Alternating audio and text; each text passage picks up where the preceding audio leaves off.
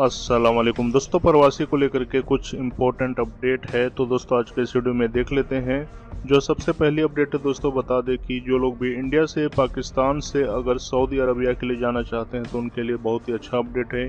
यहाँ पे सऊदी अरब की तरफ से एक ट्वीट किया गया है, बताया गया है कि जो लोग भी इंडिया पाकिस्तान से और भी कई कंट्री है अगर आते हैं तो उन्हें क्वारंटाइन फ्री कर दिया जाएगा, यानी कि अभी क्वारंटाइन रहने की जरूरत नहीं है। यहाँ पे दोस्तों बताया गया है कि India, Pakistan, Brazil, Vietnam, Egypt and Indonesia, इन सभी कंट्री के लिए दोस्तों सऊदी अरब गवर्नमेंट ने 1 दिसंबर से क्वारंटाइन फ्री कर दिया गया है। बताया गया है कि बस उन्हें सऊदी अरब पहुंचने के बाद 5 डेज रूम के अंदर ही क्वारंटाइन रहना पड़ेगा, लेकिन जरूरी है कि सभी को वैक्सीनेट होकर के जाना पड़ेगा। अगर जो वैक्सीनेट होकर के नहीं जाएंगे उन्हें थर्ड कंट्री के अंदर 14 डेज क्वारंटाइन के तौर पे रहना पड़ेगा।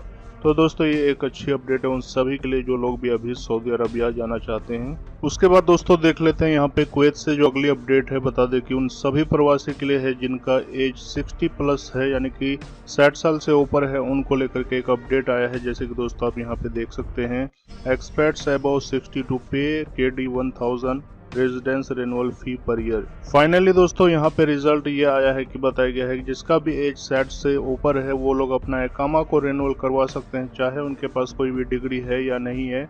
लेकिन जो उनका रेनुअल फीस है वो 1000 यानी कि 1000 KD देना होगा पर ईयर का, जिसके अंदर इंश्योरेंस फीस और साथ में इकामा रेनुअल भी शामिल है।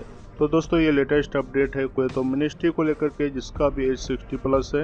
यहाँ पे बताया गया है कि जो इकामा का फीस 1000 है, इसके अंदर जो इंश्योरेंस इंक्लूड किया गया है उसका भी फीस ज़्यादा है, जिसके कारण 1000 पर ईयर का रेनुअल फीस ही मुनासिब यानी कि लगेगा सभी प्रवासी को।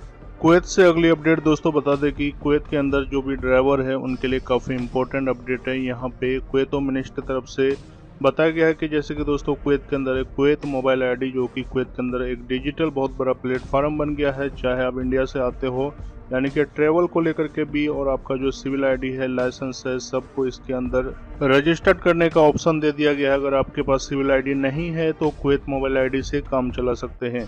लेकिन दोस्तों यहाँ पे लाइसेंस को लेकर के बताया गया है कि अगर कोई भी ड्राइवर जिसके अंदर यानी कि डिजिटल कुवैत मोबाइल आईडी के अंदर उनका लाइसेंस है ऑलरेडी, लेकिन उन्हें ज़रूरी है कि जो ओरिजिनल लाइसेंस है उन्हें भी साथ में रखना पड़ेगा।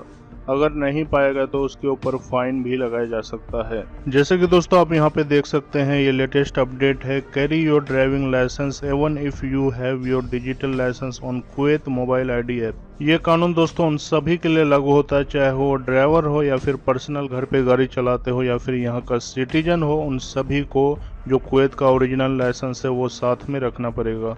तो दोस्तों ये कुवैत से कुछ इम्पोर्टेंट अपडेट था। कुवैत से सभी खबर देखने के लिए दोस्तों हमारे इस चैनल को सब्सक्राइब करें और ज़्यादा से ज़्यादा शेयर और लाइक करें। मिलते हैं कुवैत से अगली अपडेट के साथ।